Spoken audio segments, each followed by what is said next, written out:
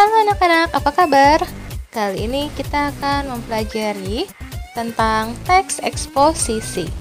Selamat belajar ya, tetap semangat!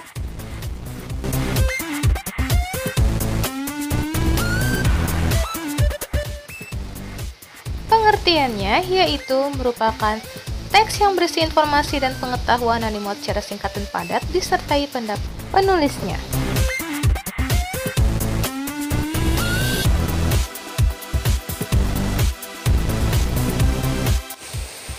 Terdapat banyak pendapat pribadi dengan tujuan untuk meyakinkan orang lain. Lanjut ke ciri-ciri dari teks eksposisi.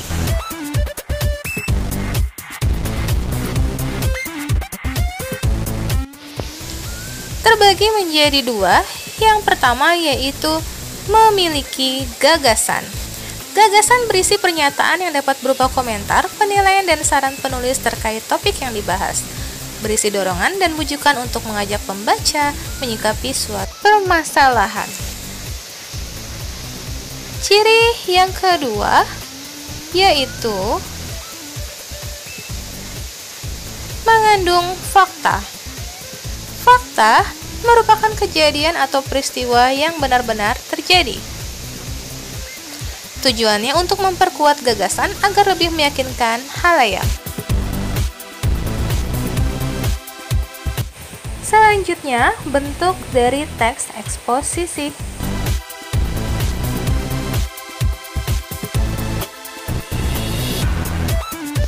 Terbagi menjadi 4 bagian.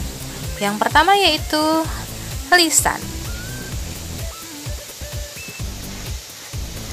Seperti saat diskusi dan mengutarakan pendapat pribadi.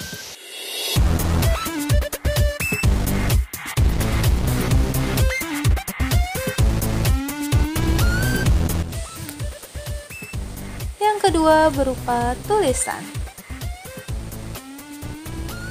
berupa esai dan tanggapan kritis untuk membahas topik tertentu dari sudut pandang pribadi. Dan yang kedua berupa tajuk rencana atau editorial, merupakan artikel dalam media massa yang mengungkapkan pendirian editor atau pimpinan surat kabar tersebut mengenai beberapa pokok masalah. Tajuk rencana mewakili pandangan atau sikap media terhadap masalah hangat yang dibahas. Selanjutnya kita akan bahas tentang struktur teks eksposisi.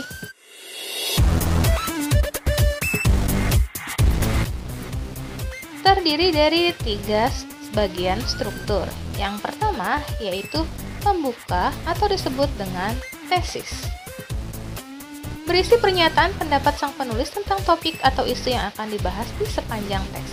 Intinya ada isu, permasalahan, dan pandangan.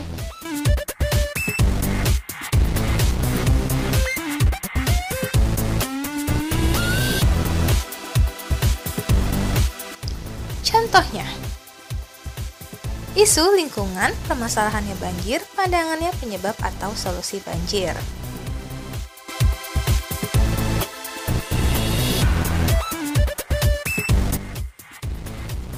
Yang kedua merupakan isi atau rangkaian argumen. Berisi alasan yang dapat memperkuat argumen penulis, memperkuat ataupun menolak suatu gagasan. Intinya ada argumen atau pendapat dan fakta.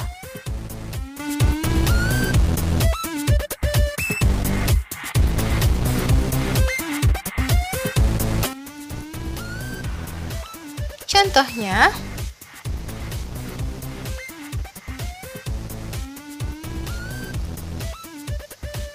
pengelolaan sampah yang tidak baik hingga menyebabkan banjir.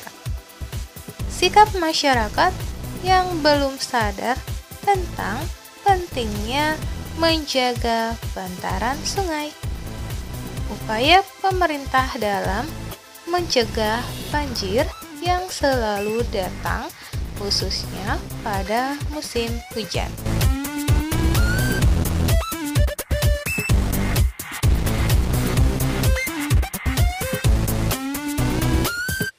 terakhir yaitu penutup atau disebut dengan penegasan ulang.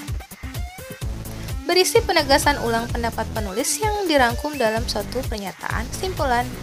Intinya ada rangkuman atau pernyataan simpulan.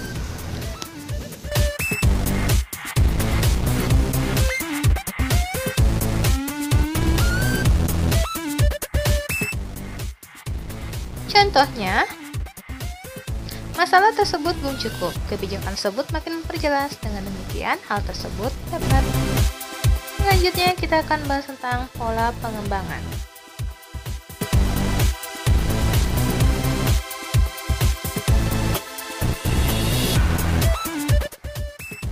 Yang pertama ada umum khusus.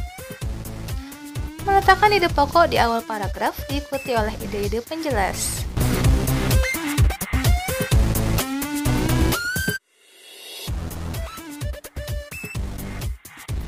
Yang kedua, ada pola khusus umum.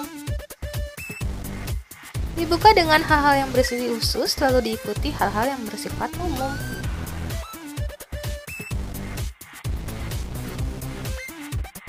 Yang ketiga, ada ilustrasi. Memuat gagasan umum dan diperinci dengan ilustrasi mendukung gagasan-gagasan tersebut. Tujuannya untuk membuktikan suatu pendapat.